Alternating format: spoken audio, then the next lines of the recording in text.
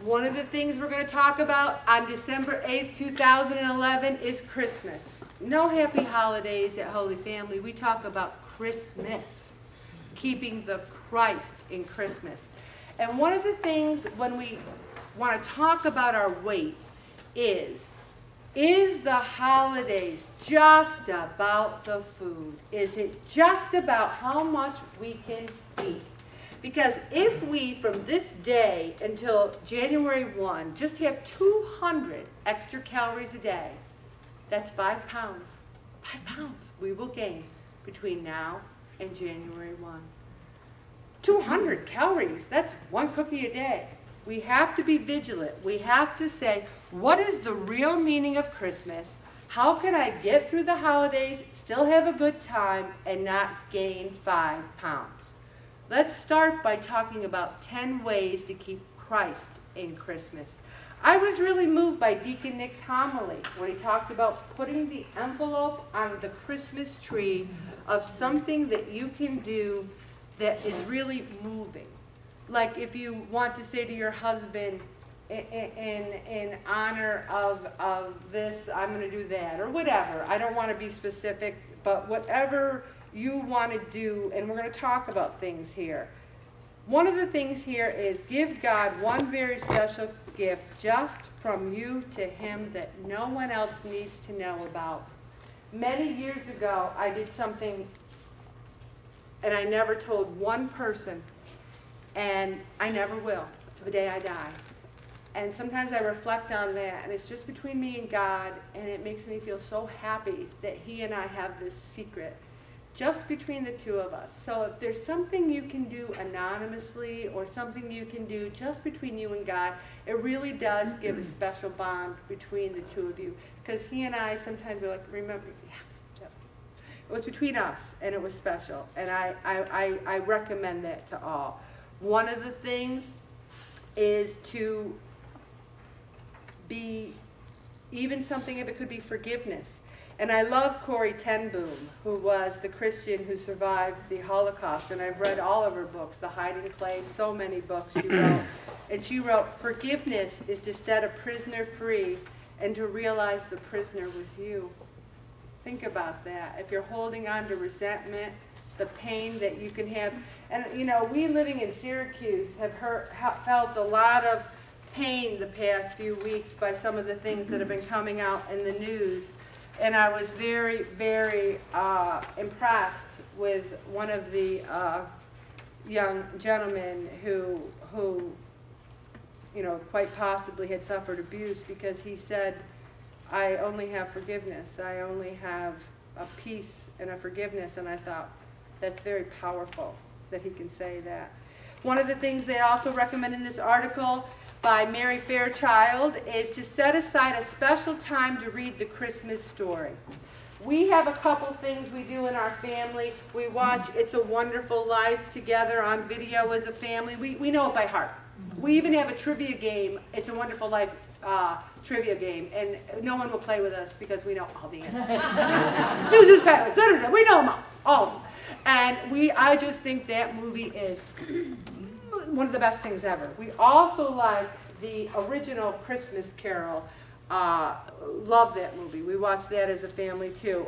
Reading the Bible together, telling the story. It wouldn't be Christmas at our house without a nativity scene. When I grew up, we didn't have a lot, but we had a manger. You go to many houses these days and you see the foo-foo and the bows and the Santas, and where's the manger? You know, one of the things this article says is send religious cards. I only send religious cards. Only. And they're easy to find because no one else wants them. You go to the store, they're over here, you know, the Christ child, the this, the that. I have my pick of them. I send the best religious cards out there.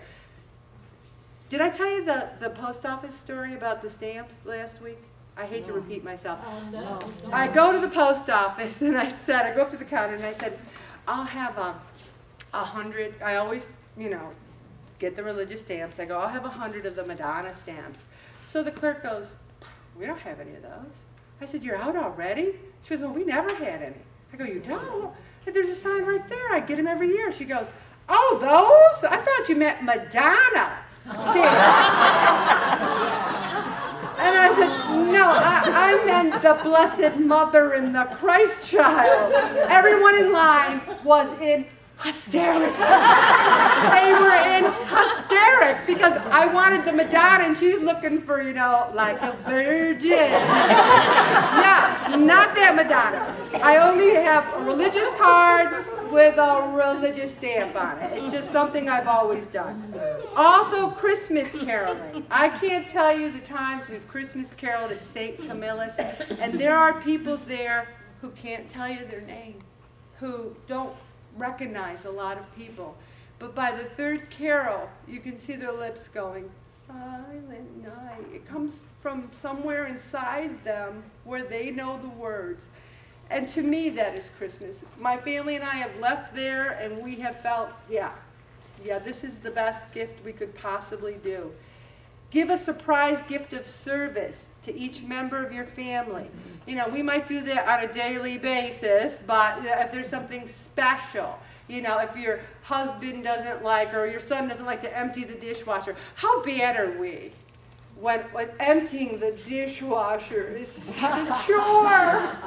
You know, would we have made it in the 1800s when we're like, oh, I don't want to do the laundry, which is one step, the washer, the dryer. Oh, poor me, I've got to do the laundry.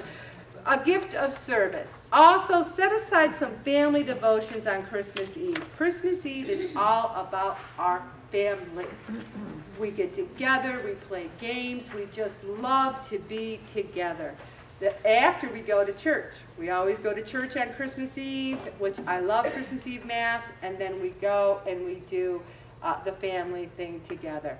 Now this last one here, write a Christmas letter to a missionary. I have to say I don't know any missionaries.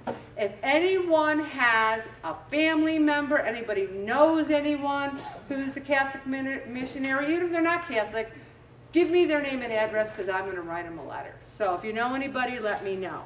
And you might have your own traditions, etc. Whatever we can do to keep... I'm so sick of people saying to me, oh, Christmas stresses me out so bad, the money, the shopping, the this, the that. I have a Carousel Mall free Christmas every year.